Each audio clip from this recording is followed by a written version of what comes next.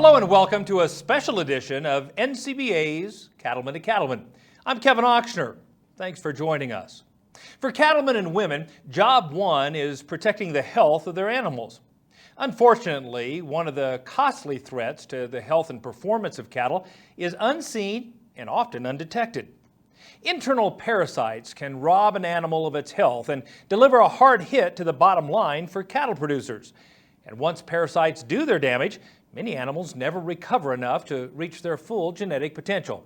So today, we're going to focus our time on this critical animal health issue, and we'll talk about some of the tactics and weapons producers can use in the fight against parasites. Joining me now is a panel of experts from Merial. With us, we have Dr. Marc Campbell with Large Animal Veterinary Services for Merial in Oklahoma.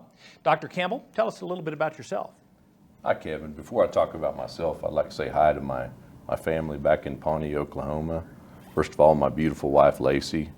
She's got her hands full with my three kids.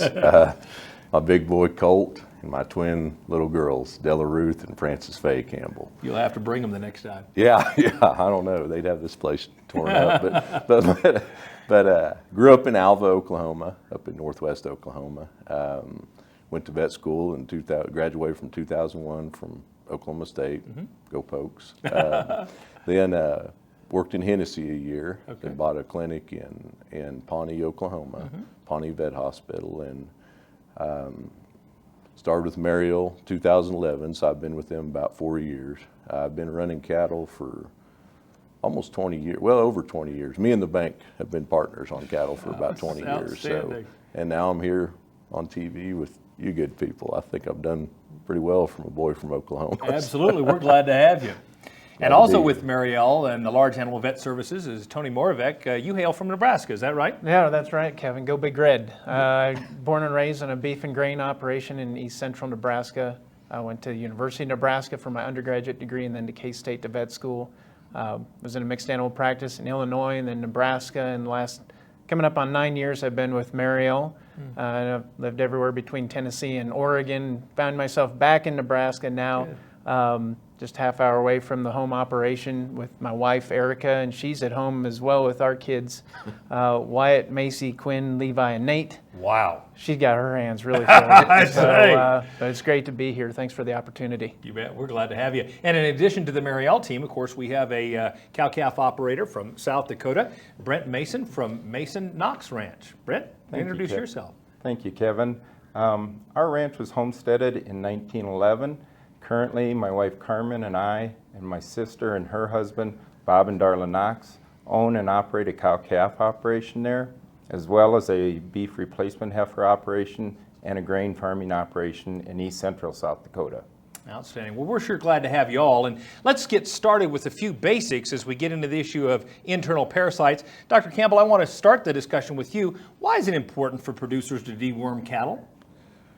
Well, Kevin, it's one of the most important practices they can incorporate in their operation because basically it makes all their other endeavors look better. Makes their grass more efficient, their feeding more efficient, their mineral program more efficient, their vaccines work better. And basically it's one of the most profitable management decisions they can do. It's not a should do or a might do. As far as I'm concerned, it's a must do.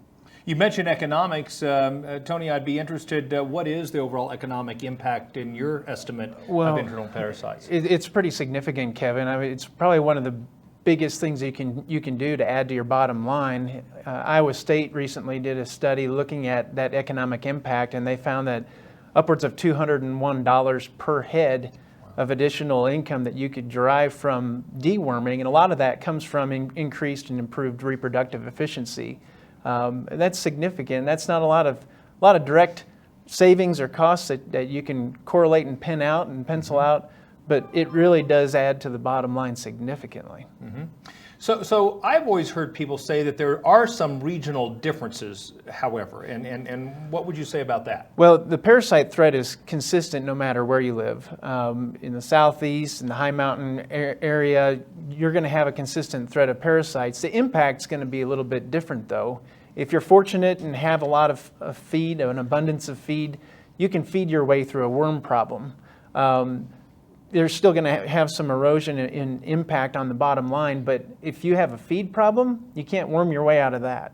The worms will have their way with you. So if you're in, say, the southeast where there's abundance of feed and cattle or belly deep in grass, they're still going to have parasites and have an impact. But say if you're in the high mountain country of eastern Montana, parasites are not as big of an issue, but feed's a big issue. And if you're in a drought situation, it's a real issue, even if you have a couple parasites.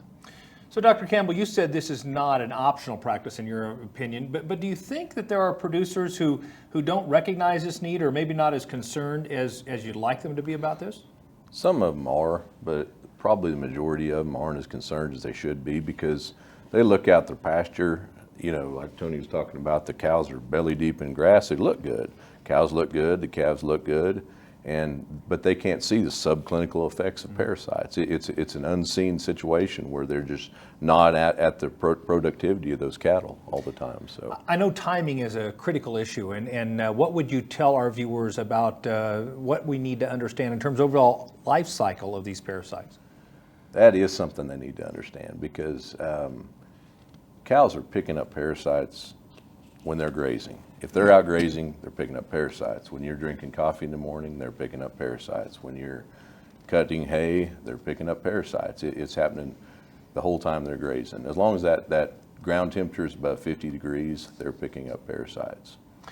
Brent, I would ask you from a cow-calf perspective, I mean, what effects do parasites have out in the pasture? Well, Kevin, the parasites will overload a pasture.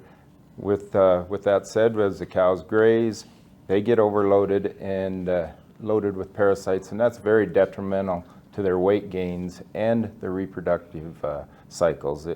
It's a very detrimental thing. And it's going to vary where you're at geographically as the grass comes in, especially as we come into the springtime. Where Brent's at in South Dakota, he doesn't have a lot of grass on the ground right yet, but there's parts of South Texas where they do. And so we do have a nice tool online called the Digital Dewormer. If they were to go to the longrangelook.com, they can click and see where exactly they're at geographically to figure out when the best time is to deworm these cattle and get the best bang for their buck. That's a great resource. And we're going to continue with this discussion, but we have a video segment that provides some insight on how parasites are active in pastures. Let's have a look. To break this cycle of parasite infection and reinfection, it takes about 100 days of continuous parasite control. Thanks to the unique Theraphase technology, a single spring treatment with long range controls parasites for up to 100 to 150 days. When treated for that long, the herd functions like a filter for parasites. As cattle graze, they pick up infective larvae, which are then killed when exposed to long range. Those larvae never develop into adults, so the number of parasite eggs being shed back onto the pasture starts to drop. Over the course of 100 to 150 days, this effect can dramatically decrease levels of infective larvae on the pasture, and that can add up to real performance benefits for your herd.